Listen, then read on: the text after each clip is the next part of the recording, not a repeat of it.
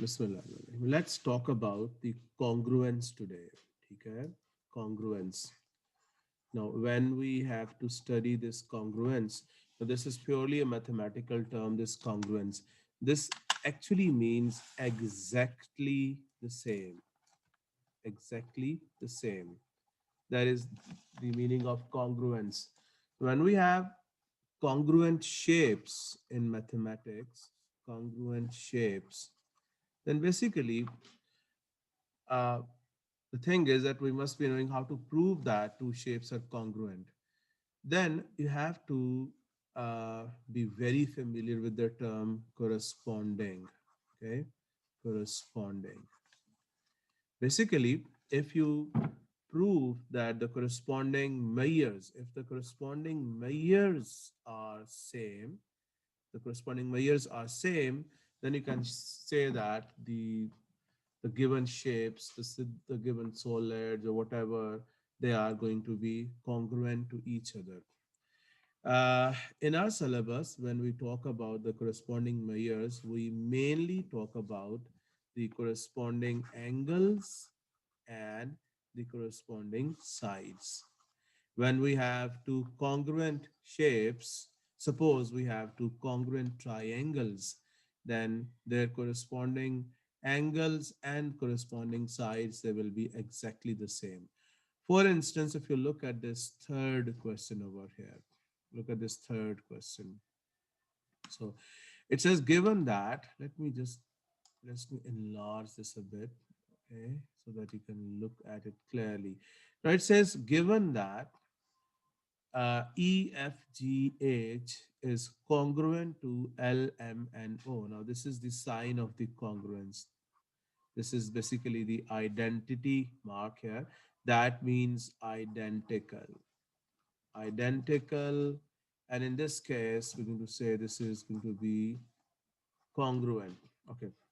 Now, when it says EFGH, let me write this a bit bigger here. EFGH is congruent to LMNO. Remember, while writing this EFGH and LMNO, the correspondence has been kept in mind. This means the angle E from here would be same as the angle L from the other triangle. The angle F is going to be same as the angle M. Similarly, the angle G is going to be exactly same as the angle N. And then the angle H is going to be same as the angle O. You can check this from the diagram over here. Uh, like this is E. So here is this angle E. You can see that this is an obtuse kind of an angle. So this angle E has to be equal to this angle L from here. So this angle L is given as 100. So this means this angle E has to be 100 degrees as well. Then we move on to F. This angle F is 65 degrees here.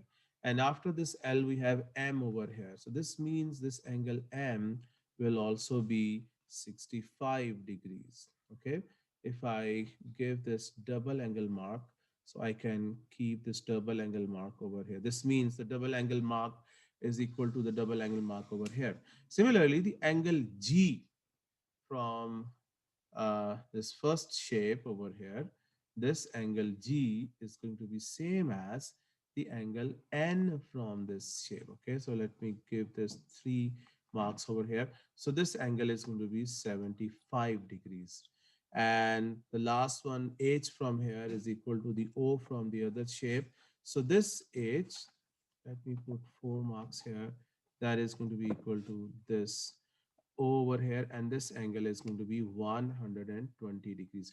So first thing, that the corresponding angles, they are all equal to the each other. Okay. We can also correspond them the way like the smallest angle of one shape would be equal to the smallest angle of the other shape. The largest angle of the shape, the first shape, would be equal to the largest angle to the shape being compared over here. Okay, now secondly, if you look at this, if you look at this EF, the side EF would be equal to the side LM. the side EF is equal to the side LM. So this LM is given to you as 3.4. So this EF is going to be 3.4 as well. So I'm going to put one mark here.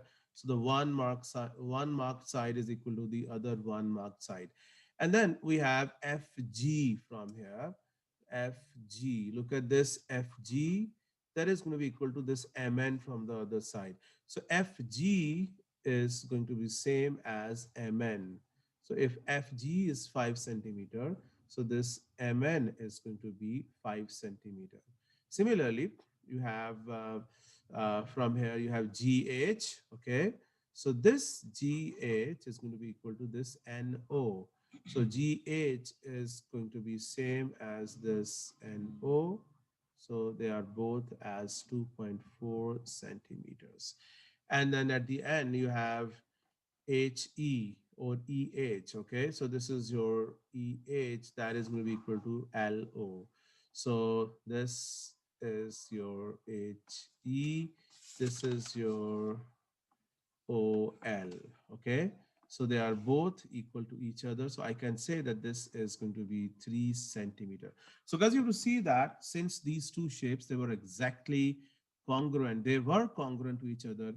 So their corresponding measures are exactly equal to each other. Okay.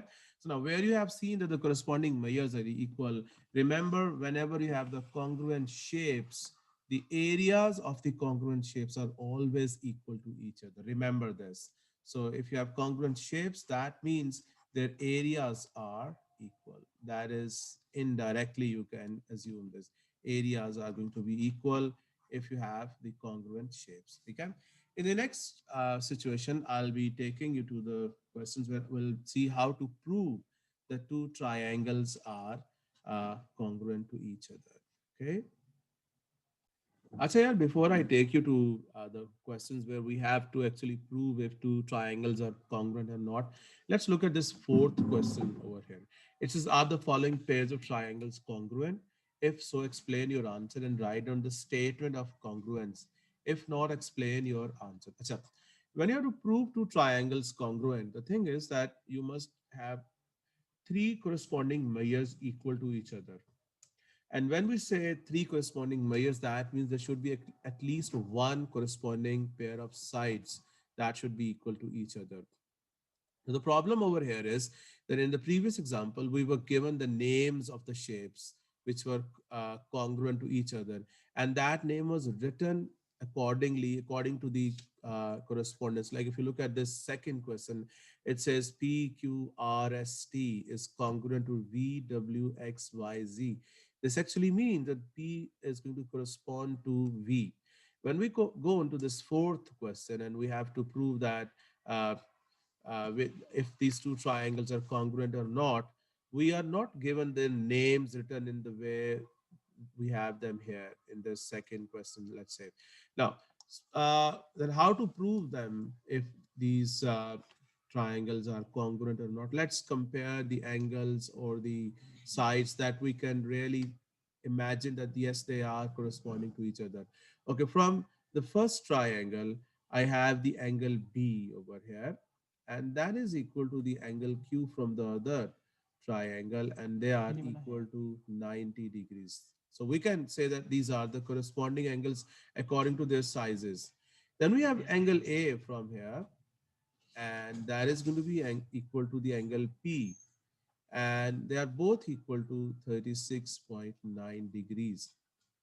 Now, so we have this angle A and angle B from here is equal to angle P and angle Q. Now this side 4, that is the AB, is corresponding to this side PQ over here.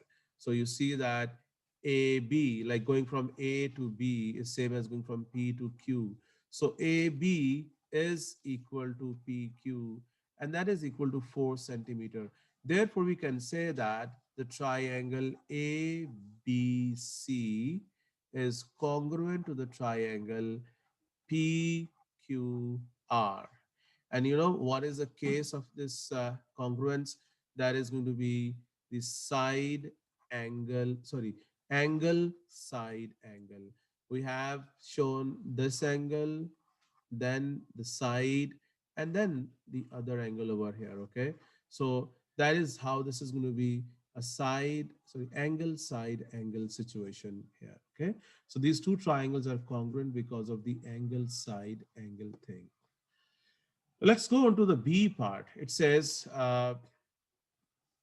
now we have the angle E, which is 80 degrees. Angle S is going to be 80 degrees here. Okay, fine. Then using the sum of the angles here, this is 80 plus 70 is 150. So this angle is going to be 30 degrees here. And this angle is going to be 80 plus 30 is 110. And this is going to be 70 degrees. Apparently, all these angles, they are equal to each other. So, okay, I would start by saying, okay, D from one triangle equal to T from the other triangle, and they are both equal to 30 degrees. Okay. Then from this first triangle, we have E equal to 80, sorry, E is equal to the uh, S from the other triangle, and they are both equal to 80 degrees. Well, let's see if we have the side between these two angles equal to each other. Yeah, that is your DE, that is 18.8, and then you have this DE is 18.8, and then your TS, like going from D to E and then going from T to S, that is same. So DE is going to be equal to TS, and they are both equal to 18.8. Yes, again, we have two congruent triangles. I can say the triangle DEF, this triangle DEF is congruent to the triangle TSU. And what is the case of congruence? That is going to be angle, side, angle. Now, please see if we have these two triangles in part, see if they are congruent or not. Let's look at the C part now. In the C part, we have angle L equal to 65. Okay, let me first deal with the angle. This is 65 plus 70, 135. So this angle is going to be 45 degrees. Similarly, this is 135. So this angle is going to be 45 degrees over here. So if I start, you can see that I have 70 and 45 here, 70 and 45. So 70 and 45. Okay. So my angle M over here is equal to the angle Y from the other triangle. This is the part C. Okay. And these two angles, they are equal to 70 degrees. Okay. Then from this triangle, angle N is equal to the angle Z from the other triangle, and they are both equal to 45 degrees. Now we have MN here, 4 centimeter, going from M to N and then going from Y to Z. If MN is 4, okay, this Mn is not equal to YZ. Okay, so this means that corresponding sides, they are not equal. Therefore, these two triangles, if I call this MNL and the other triangle YZX, they are not congruent to each other. ठीक है बच्चों? So in the next segment, I'll take you to the harder situations where we have to prove if two triangles are congruent or not.